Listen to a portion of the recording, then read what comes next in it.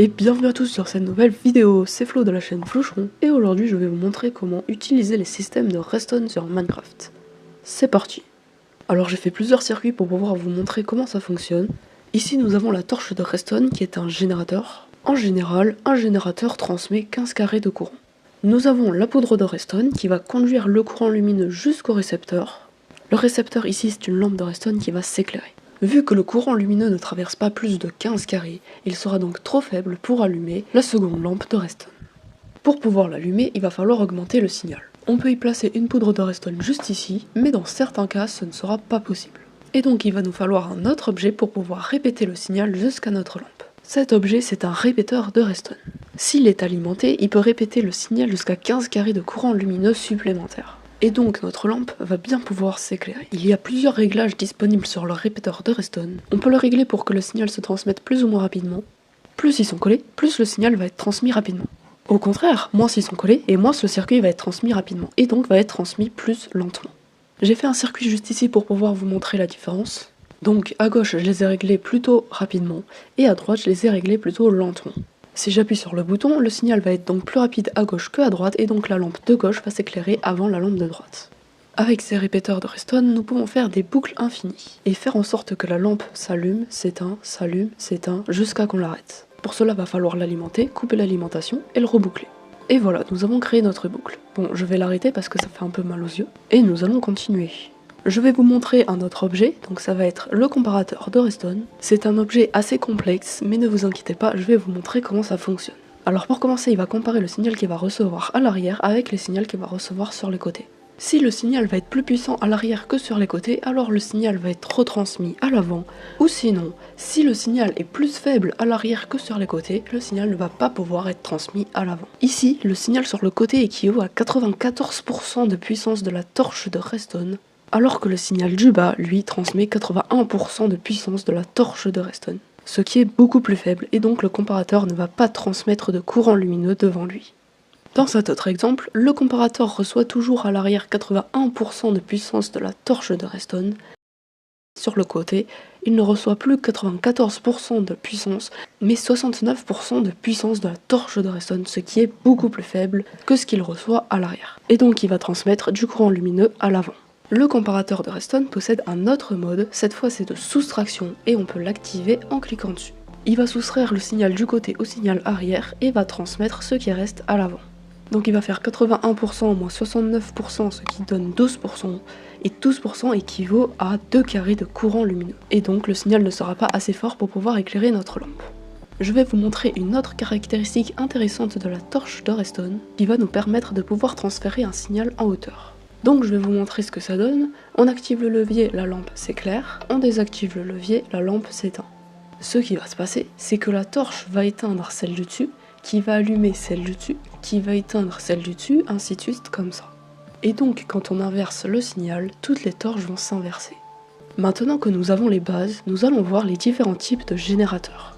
Nous avons le levier qui va transmettre son énergie tout autour de lui, mais pas que. Le récepteur auquel le levier est rattaché deviendra aussi générateur. Et donc le récepteur générateur qui est ici une lampe va pouvoir transmettre aussi son énergie tout autour de lui. Nous avons le bouton qui est un peu pareil que le levier, sauf qu'au bout de quelques secondes, il va s'éteindre tout seul. Il y a aussi des plaques de détection qui marchent à peu près pareil. Pour les plaques en bois, on peut y déposer des objets pour pouvoir les actionner ou alors marcher dessus. Mais si c'est une plaque en pierre, le fait de poser des objets dessus ne la fera pas fonctionner. Il va donc falloir marcher dessus. Il y a des plaques de détection lestées, lourdes et légères. La légère en or va transmettre du signal en fonction du nombre d'objets qu'elle va recevoir. Donc là je suis en train de déposer mes objets, et à chaque objet que je dépose, on peut voir qu'elle agrandit le courant d'1 carré supplémentaire à chaque fois.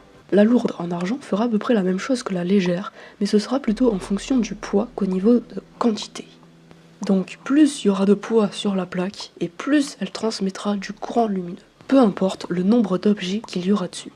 Nous avons le bloc de redstone qui va éclairer tout autour de lui seulement. Il y a la torche de redstone qu'on a vue tout à l'heure qui va éclairer tout autour, sauf en bas. En bas, elle va pas éclairer. Et elle va transmettre son énergie au récepteur du dessus, qui va devenir récepteur générateur. Il y a l'observateur qui va transmettre un très court signal. Il va s'activer quand il va voir quelque chose qui va changer. Donc par exemple, si je mets un bloc devant lui, il va voir que ça a changé et donc il va s'activer. Et le récepteur qui est collé à lui va aussi devenir générateur. Nous avons le capteur de lumière qui va éclairer tout autour de lui. Plus il recevra de lumière et plus il va transmettre un courant de lumière puissant. Donc là, il est assez bien éclairé et si on lui rajoute un peu plus d'ombre, il va un peu moins se transmettre de courant lumineux. On peut aussi choisir d'activer le mode nuit qui fera l'inverse. Donc plus il y aura de soleil et moins il va transmettre de courant, et moins il y aura de soleil et plus il va transmettre de courant.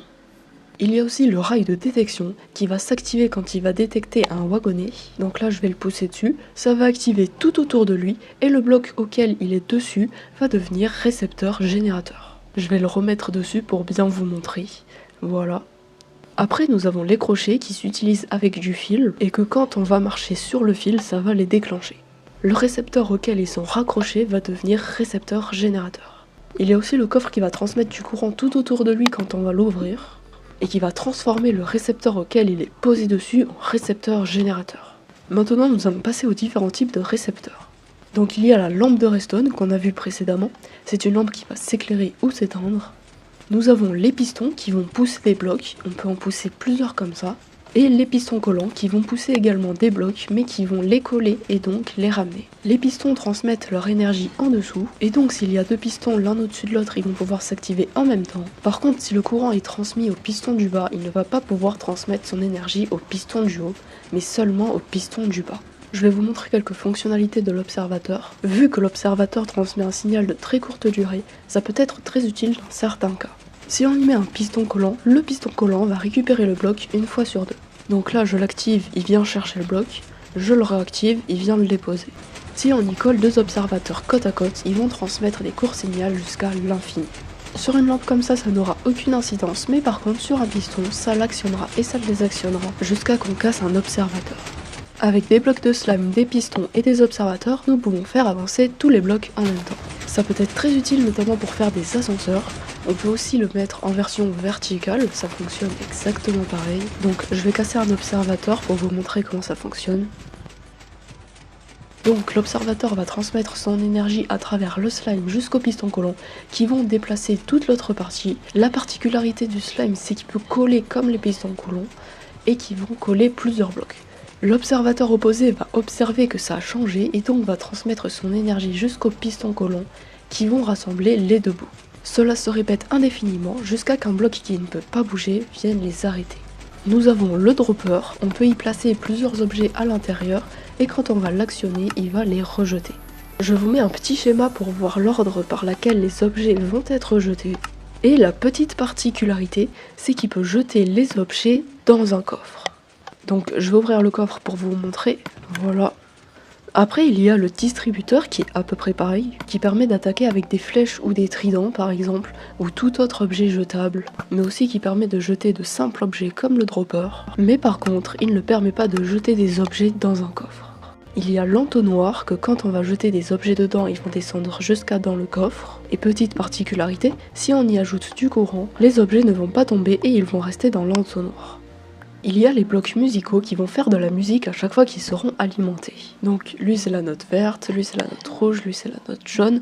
Donc on choisit d'abord la note qu'on veut et après on l'alimente.